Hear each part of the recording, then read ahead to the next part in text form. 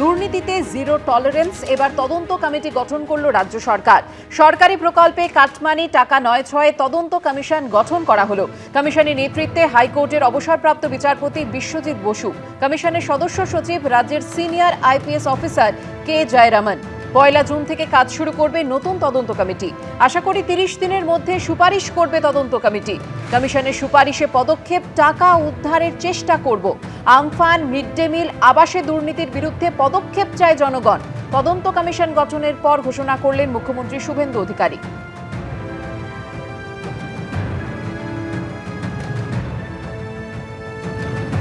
কেন্দ্রীয় এবং রাজ্য সরকারের অর্থে যে সমস্ত কনস্ট্রাকশন হয়েছে, তো কেন্দ্রীয় রাজ্য সরকারের নানা রকম পরিষেবা দেওয়ার ক্ষেত্রে যে সমস্ত দুর্নীতি হয়েছে, কাটমানি না হয়েছে, এক্সচেঞ্জ অফ ব্রাইব হয়েছে এবং মিসঅ্যাপ্রোপ্রিয়েশন অফ দি গভর্নমেন্ট ফান্ড হয়েছে, সাধারণ মানুষ চিটেড হয়েছে, তার সঙ্গে সরকারি আধিকারিক, পঞ্চায়েত কাউন্সিলর, ব্রোকার্স অনেকে যুক্ত ছিলেন।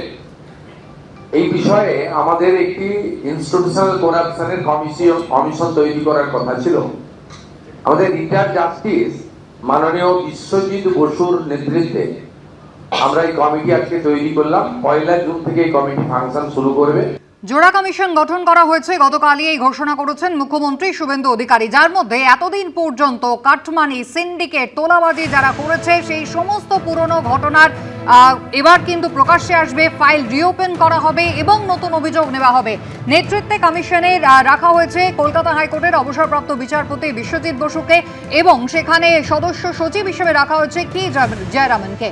প্রাতিষ্ঠানিক দুর্নীতির তদন্তে এবার কমিশনে এডিজি উত্তরবঙ্গ কে জয়রামন। তিনি কে?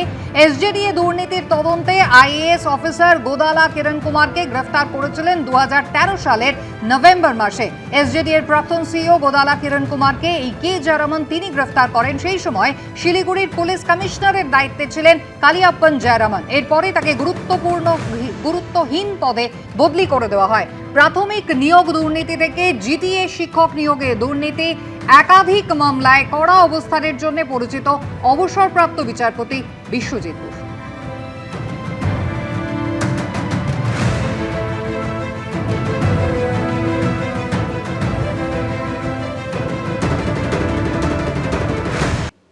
সামনের মাস থেকে আর মিলবে না ইমাম, মুয়াজ্জেম ও পুরোহিত ভাতা। ক্যাবিনেট বৈঠকে সিদ্ধান্ত নিল নতুন সরকার। সরকারের সিদ্ধান্তকে স্বাগত জানিয়েছেন পুরোহিত ও মুয়াজ্জেমরা। তারা চাইছেন উন্নয়নের খাতে খরচ হোক ভাতার টাকা। রাজ্য মন্ত্রিসভার সোমবারের বৈঠকেও নেওয়া হলো একাধিক গুরুত্বপূর্ণ সিদ্ধান্ত।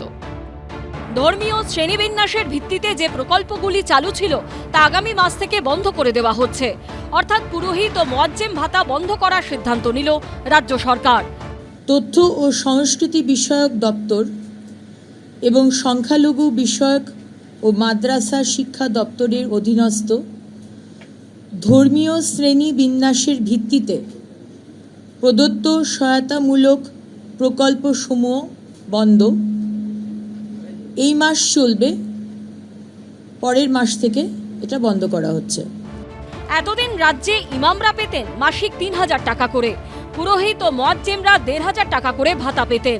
ভোট ঘোষণার ঠিক আগের মুহূর্তে তাদের ভাতা বাড়িয়ে মাসিক 2000 টাকা করে তৃণমূল। কিন্তু এবার ধর্মের ভিত্তিতে ভাতা তুলে দেওয়ার সিদ্ধান্ত নিল বিজেপি সরকার। ঠিকই কাজ হয়েছে, কারণ ভাতা দিয়ে কোনো দেশের উন্নতি হয় না। किसी अच्छे काम में अगर लगा रहा है तो ठीक है।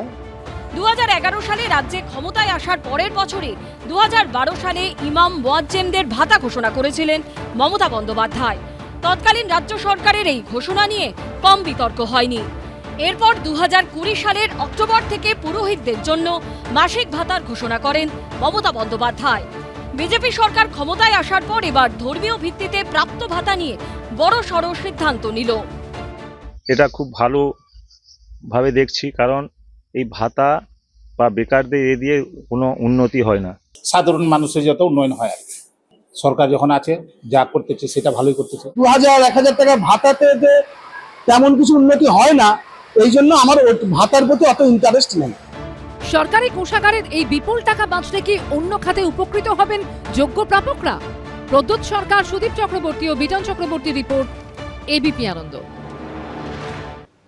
বিজেপির সংকল্পপত্রে প্রতিশ্রুতি ছিল ক্ষমতায় এলে সপ্তম বেতন কমিশন বাস্তবায়িত করা হবে। আর ক্ষমতায় এসে দ্বিতীয় মন্ত্রিসভার বৈঠকে সপ্তম বেতন কমিশনে অনুমোদন দিল শুভেন্দু অধিকারীর সরকার। আর এতেই সরকারি কর্মচারীদের মধ্যে খুশির হাওয়া।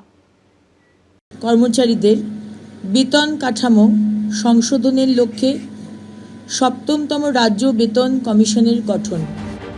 সপ্তম বেতন কমিশন গঠন, দ্বিতীয় মন্ত্রিসভার বৈঠকে বড় সিদ্ধান্ত নিল শুভেন্দু অধিকারীর সরকার। বিধানসভা ভোটের আগে বিজেপির সংকল্পপত্রে প্রতিশ্রুতি দেওয়া হয়েছিল ক্ষমতা এলে সপ্তম বেতন কমিশন বাস্তবায়িত করা হবে। 45 दिन के अंदर ही 7वें वेतन आयोग को लागू कर सभी कर्मचारियों का सम्मान करने का काम नई बनने वाली भारतीय जनता पार्टी की सरकार करेगी। দ্বিতীয় রাজ্য মন্ত্রিসভার বৈঠকেই সপ্তম বেতন কমিশন গঠনের সিদ্ধান্ত নিল বিজেপি সরকার। রাজ্য সরকারি কর্মচারী এবং বিধিবদ্ধ সংস্থা, বোর্ড, নিগম, স্থানীয় সংস্থা, শিক্ষা প্রতিষ্ঠান ইত্যাদি কর্মচারীদের বেতন কাঠামো সংশোধনের লক্ষ্যে সপ্তমতম রাজ্য বেতন কমিশনের গঠন। আর এতেই সরকারি কর্মচারীদের মধ্যে খুশির হাওয়া। ক্যাবিনেট বৈঠকে সপ্তম রাজ্য বেতন কমিশন গঠন করা হয়েছে। আর তাই নিয়ে কি বলছেন সংগ্রামী যৌথ মঞ্চের যারা সদস্যরা রয়েছেন, তাদের সঙ্গে কথা বলবো। এটা আমাদের দীর্ঘদিনের দাবি ছিল, সেই দাবিটাকে কার্যত মেনে নিয়েছে। আজকে কোনো মন্ত্রিসভা যখন ডিসিশন হয় সেটা কিন্তু অ্যাকচুয়াল আইন হয়ে যায়। মন্ত্রিসভা যেটা অ্যাকচুয়াল আইনসভা তো মন্ত্রিসভা, তা সেটাই করে যাবে, নোটিফিকেশন বেরোবে। আমরা বিশ্বাস করি 45 দিনের মধ্যে সেটা লাগু হবে আর কি। 15 বছর ধরে তো রাজ্য সরকারি কর্মচারী, শিক্ষক, পেনশনার সবাই বঞ্চিত। কাজেই আজকে সপ্তম পে কমিশনের ব্যাপারে সরকার যে সদর্থক ভূমিকা নিচ্ছে, এর জন্য আমরা খুশি, আমরা আশাবাদী। হবে ওটা, দেখুন সময়টা খুব কম এবং কাজটা অনেক বেশি।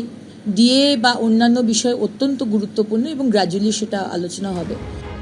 শুধু সপ্তম বেতন কমিশন নয়, অন্নপূর্ণা ভান্ডার, মহিলাদের বিনামূল্যে সরকারি বাসে যাত্রা, এমন একাধিক বিষয়ে সোমবার শিলমোহর দিল শুভেন্দু অধিকারীর মন্ত্রিসভা।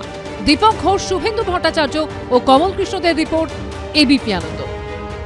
বাড়ির মধ্যে মধুচক্র চালানোর অভিযোগ, তৃণমূল কাউন্সিলরকে আটক করে জিজ্ঞাসাবাদ পুলিশের। আটক বনগাঁ পুরসভার 22 নম্বর ওয়ার্ডের কাউন্সিলর সুকুমার রায়। বনগাঁর পাঁচপোতায় আটক 2 মহিলা, তৃণমূল কাউন্সিলর এবং একজন যুবক। দীর্ঘদিন ধরে বাড়িতে মধুচক্র চালানোর অভিযোগ তৃণমূল কাউন্সিলরের বিরুদ্ধে।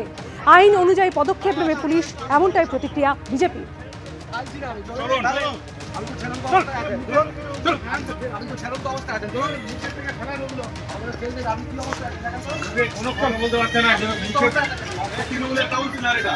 এবিপি আনন্দ, এগিয়ে থাকে, এগিয়ে রাখে।